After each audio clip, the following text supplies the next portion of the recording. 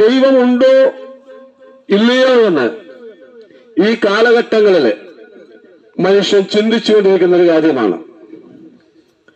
നമുക്കറിയാം, മനുഷ്യന്റെ ജീവിതത്തിൽ വരുന്ന അനർത്ഥങ്ങൾ, ആപത്തുകൾ, മാറാരോഗങ്ങൾ ഇവയെല്ലാം സംഭവിക്കുമ്പോൾ മനുഷ്യന്റെ ഉള്ളിൽ കൂടെ കടന്നു പോകുന്ന ഒരു കാര്യമുണ്ട്. തങ്ങളെ സഹായിപ്പാൻ, തങ്ങളെ രക്ഷിപ്പാൻ ഒരു ദൈവമല്ലയോ എന്ന് മനുഷ്യൻ അന്വേഷിക്കുന്നു. എന്നാൽ ദൈവത്തെ അന്വേഷിക്കുന്നവരെ അവർക്ക് വേണ്ടി വെളിപ്പെടുത്തുവാൻ ദൈവം ആഗ്രഹിക്കുന്ന ദൈവമാണ്. എല്ലാ കാലങ്ങളിലും മനുഷ്യൻ ദൈവത്തെ അന്വേഷിക്കുന്നുണ്ട്. മനുഷ്യന്റെ അന്തരാത്മാവിൽ ഒരു ദൈവിക ബോധം ദൈവം നൽകിയിട്ടുണ്ട്. അവന്റെ മനസ്സാക്ഷിയിൽ മനുഷ്യൻ എന്തെല്ലാം ഇല്ലെന്ന് പറഞ്ഞാലും ഒരു ദൈവമുണ്ടെന്നുള്ളൊരു ബോധ്യം മനുഷ്യന്റെ അന്തരംഗത്തിലുണ്ട്. ദൈവമില്ലെന്ന് പറയുന്നവര് പോലും അവരെ ഹൃദയം കൊണ്ട് ദൈവമുണ്ടെന്ന് സമ്മതിക്കുന്നുണ്ട്.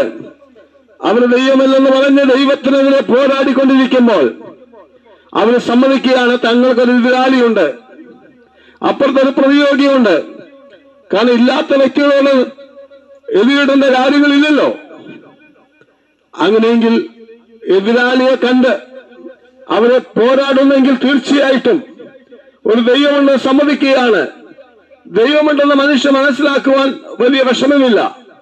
മനുഷ്യൻ വസിക്കുന്ന ഈ പ്രപഞ്ചത്തിലേക്ക് നോക്കുമ്പോൾ, ആകാശത്തിലേക്ക് നോക്കുമ്പോൾ, നക്ഷത്രങ്ങളിലേക്ക് നോക്കുമ്പോൾ, ഈ പ്രകൃതിയിലെ ജീവജാലങ്ങളിലേക്ക് നോക്കുമ്പോൾ, ഇതൊന്നും മനുഷ്യന്റെ കൈകളെ കൊണ്ട് കരവിരുതുകൊണ്ട് ഉണ്ടാക്കിയതല്ല.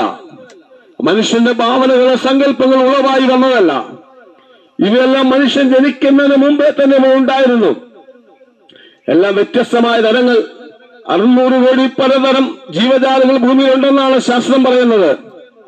അങ്ങനെയെങ്കിൽ അവയ്ക്ക് വ്യത്യസ്തമായ ഭാവങ്ങൾ, കഴിവുകൾ, ഭംഗികൾ, പ്രവർത്തന മേഖലകളെല്ലാം ഉളവാക്കി കൊടുത്തത് മനുഷ്യന്റെ ഉള്ളിലുള്ള അത് ഭാവനകളോ കഴിവുകളോ അല്ല.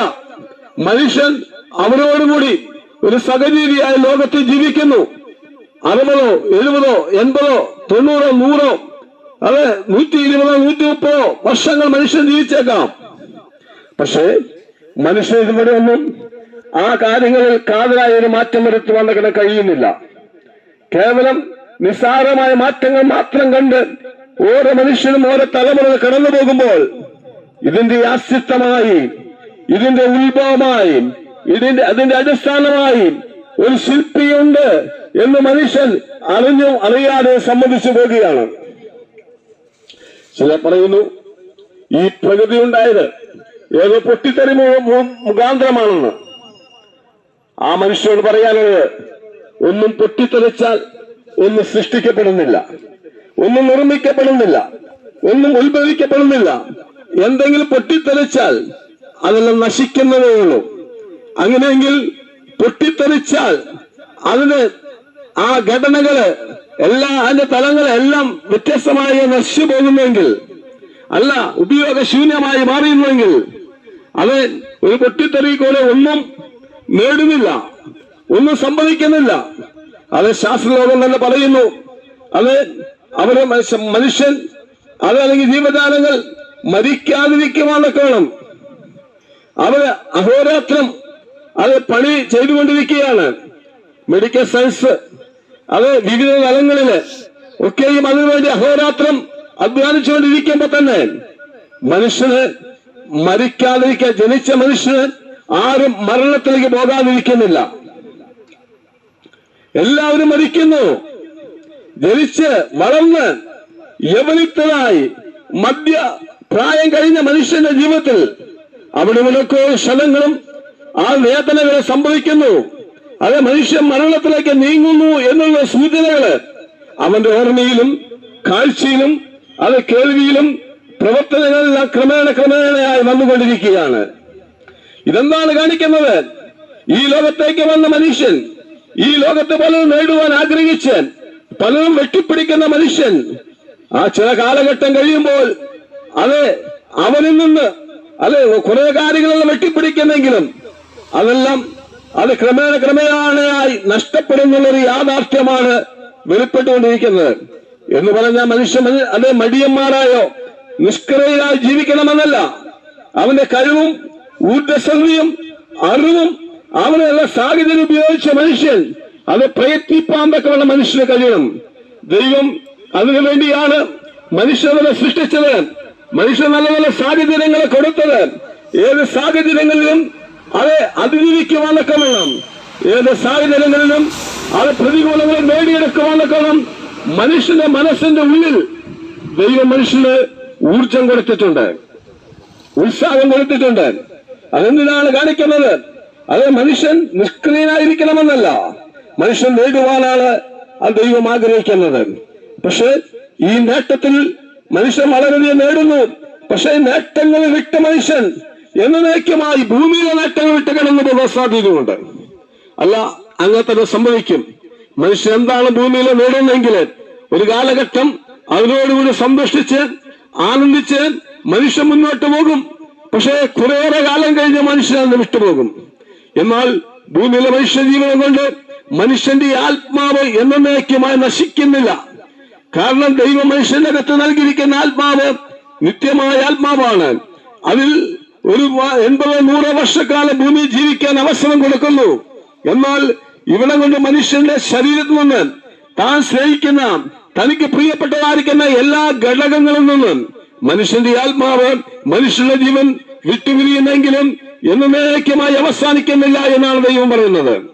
അത് മറ്റു തലങ്ങളിലേക്ക് മാറ്റപ്പെടുകയാണ്. ഏതാണ് തലം? ദൈവം പറഞ്ഞു, ഒരു സർവ്വലോകം നേടിയാലും തന്റെ ആത്മാവിനെ നഷ്ടമാക്കിയാൽ എന്ത് പ്രയോജനം? ആത്മാവിനെ നഷ്ടമാകരുത് ദൈവം ആഗ്രഹിക്കുന്നു.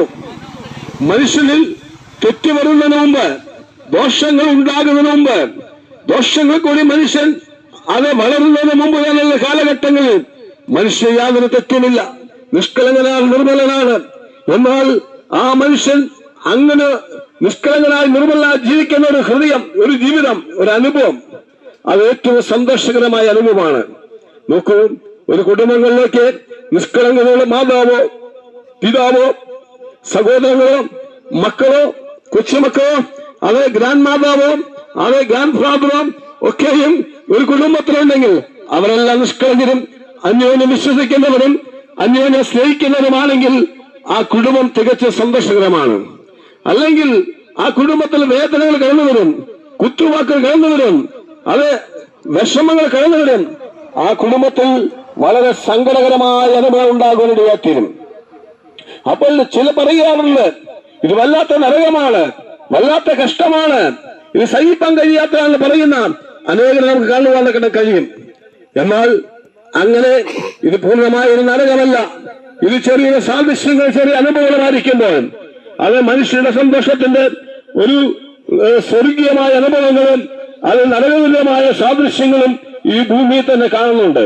അപ്പൊ മനുഷ്യന്റെ ആത്മാവ് പാപത്തിലാണ്, അത് ജനിച്ച പാപത്തിൽ വളർന്ന പാപത്തിൽ മരിക്കുന്നെങ്കിൽ മനുഷ്യന്റെ ആത്മാവ് എന്നേക്കുമായി യാതനാശനത്തേക്ക് കടന്നു പോകും, നരകരണ്ടിലേക്ക് കടന്നു പോകും. കാരണം അവന്റെ മനസ്സ് അവന്റെ ആത്മാവിന് സ്വസ്ഥയില്ലാത്ത മേഖലയിലേക്ക് നിത്യമായ ദണ്ഡസ്ഥലത്തേക്ക് കടന്നു പോകും. എന്നാൽ മനുഷ്യന്റെ ആത്മാവിന് സ്വസ്ഥ വരുമെങ്കിൽ, എന്ന് പറഞ്ഞാൽ മനുഷ്യന്റെ ആത്മാവ് സ്വസ്ഥ വരണമെങ്കിൽ അവനെ സൃഷ്ടിച്ച അത് അവന്റെ ഉടയവനായ ദൈവത്തെങ്കിലേക്ക് മനുഷ്യൻ കടന്നേറണം. ആരാണ് അത്? കാലത്തിന്റെ സമൃദ്ധിയിൽ ലോകത്തേക്ക് ദൈവമായിരുന്നവൻ മനുഷ്യനായ ലോകത്തേക്ക് അവതരിച്ച് മനുഷ്യകുലത്തിൽ അനുഭവിക്കേണ്ട പാപങ്ങളും അത് രോഗങ്ങളും ശാപങ്ങളും വേദനകളും ഏറ്റവും കാൽവരി ക്രിസ്തു മരിച്ച് അടക്കപ്പെട്ട 3-ാം നാൾ ഉയർത്തെഴുന്നേറ്റ യേശു ക്രിസ്തു, യേശു എന്ന വാക്കിന്റെ രക്ഷകൻ എന്നാണ്. അത് മനുഷ്യകുലത്തെ രക്ഷിപ്പാൻ കിടന്നു വന്ന രക്ഷകൻ എന്നാണ്. ആ യേശുവിനെ വിശ്വസിക്കുമ്പോൾ അത് മനുഷ്യന്റെ ആത്മാവിന് സ്വസ്ഥത ലഭിക്കുകയാണ്. ആ ക്രിസ്തുവിൽ കൂടിയുള്ള ഒരു പുതിയ ജീവിതം, സമാധാനം അനുഭവിക്കാൻ കഴിയുന്ന ഒരു ജീവിതം, അത് മരണാന്തരമായി ഈ ലോകത്തിൽ നിന്നേക്ക് ശരീരമണ്ണിലേക്ക് മാറുമ്പോൾ ആത്മാവിനെ മറ്റു തലങ്ങളിലേക്ക് ക്രിസ്തുവിൽ മരിക്കുന്നെങ്കിൽ ആത്മാവ് നിത്യമായ പരമേശ്വരയ്ക്ക് പോകുവാൻ കഴിയും. അതൊരു സമാധാനമാണ്, അതൊരു വഴിയാണ്, അതൊരാനന്ദമാണ്.